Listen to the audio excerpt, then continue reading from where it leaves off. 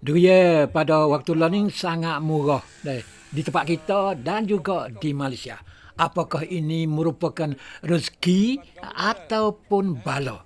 Cuba fikir molek-molek dan beri jawab secara baik, secara ilmu berdasar kepada ajaran agama Islam dan juga sains atau wilayasat.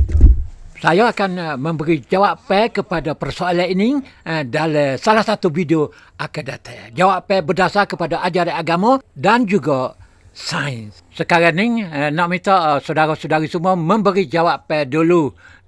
Mikir molek-molek sebelum nak beri jawapan tu.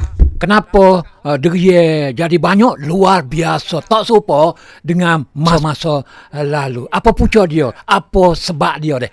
Cuba mikir deh. Dan ni juga mungkin akan ada buah kali kedua, kali ketiga. Malah di setengah-setengah tempat, learning adalah buah kali kedua dah.